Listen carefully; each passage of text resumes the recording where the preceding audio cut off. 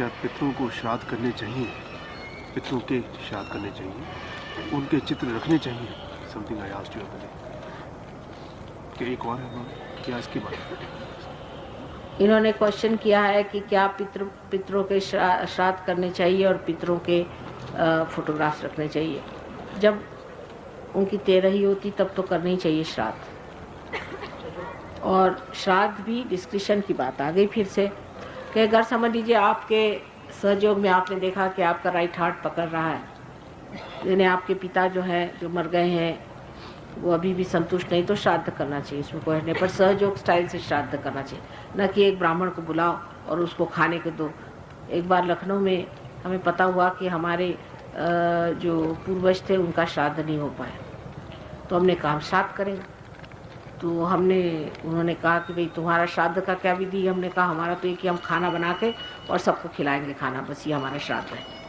तो हमारी sister in law बेचारी ट्रेडिशनल थी, उन्होंने कहा नहीं यहाँ तो श्राद्ध ऐसा था कि 5 ब्राह्मण बुलाओ। मैंने कहा 5 क्या, यहाँ तो एक भी ब्राह्मण दिखाई नहीं दे रहा।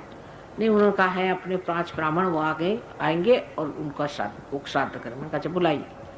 तो 5 आदमी आए, वो तो बिल्कुल पार नहीं थे, ना ब्राह्मण थे।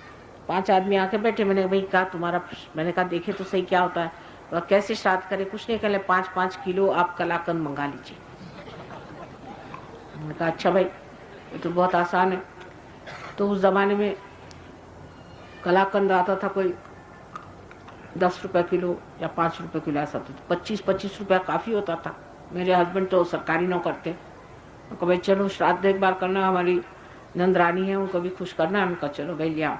तो हम सबके लिए ले आए 25 किलो और 5-5 किलो एक ब्राह्मण 5 ब्राह्मणों को दिया जब वो आए। तो मैंने सोचा ये घर बांध के ले जाएंगे।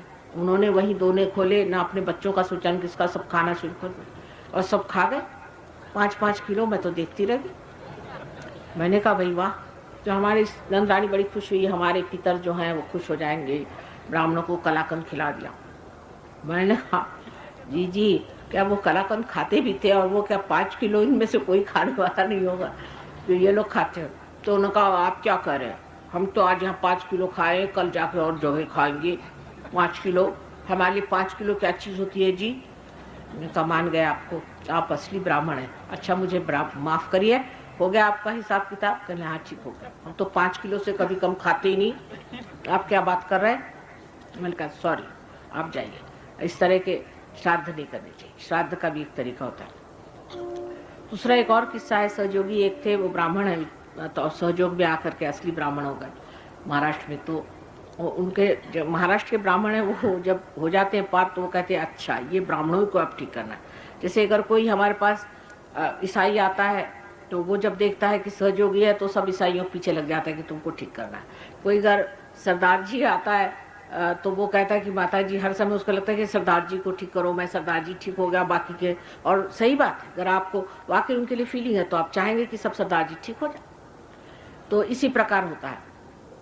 सो एक ब्राह्मण हमारे यहाँ थे, वो ब्राह्मण हो गए, तो अब वो ब्राह्मणों के पीछे पड़ गए। तो उनकी माँ ने कहा कि ये तुम्हारे बाप का श्राद्ध है तो तुम जाके एक ब्राह्मण को बुला लाओ। वो कहा मैं नहीं जाता किसी को बुलाने, ये कोई ब्राह्मण नहीं। उनका भाई अपने खानदानी ब्राह्मण या खानदानी होते, जैसे नाई होते हैं खानदानी, चूड़ी हारने होती है, जैसे ब्राह्मण भी खानदानी।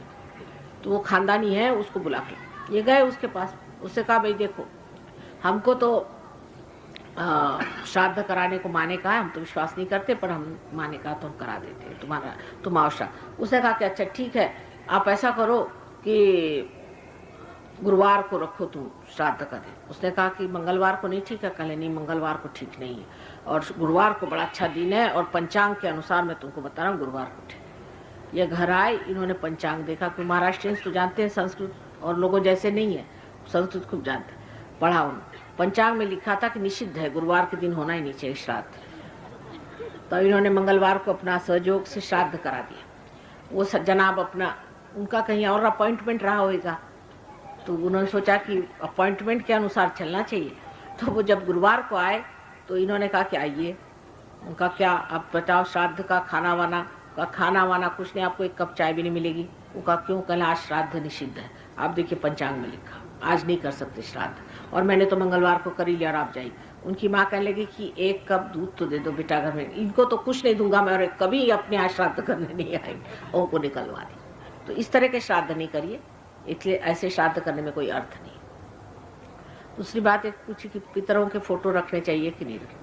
फोटो रखने में कोई बात नहीं है, हर्ष नहीं है, पर अगर आप उनके फोटो के प्रति इन्वॉल्व नहीं हो तो अच्छा है, क्योंकि अब वो मर गए हैं, उनको फिर से जन्म लेना है, उनको बेकार में आप अपने, अब बहुतों का कि उनके फोटो क्या रख दिए, उनकी आरती होगी, पूजा होगी, उनके सामने रोएंगे धोएंगे हर समय, तो ऐसा अगर हो रहा है तो उसको अंदर रख, अगर उसके प्रति ये भावना हो कि अब ये मर गए, ये हमारे पिता थे, ठीक है बस, तो फिर कोई ऐसा नहीं, प्रॉब्लम नहीं हो।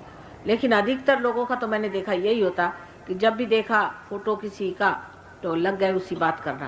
अगर इस तरह की बात हो रही है तो फोटो मत रखिए, क्योंकि फोटो से नुकसान हो रहा है। अगर नुकसान नहीं होता है तो फोटो रखना चाहिए। फिर डिस्कशन की बात आ गई।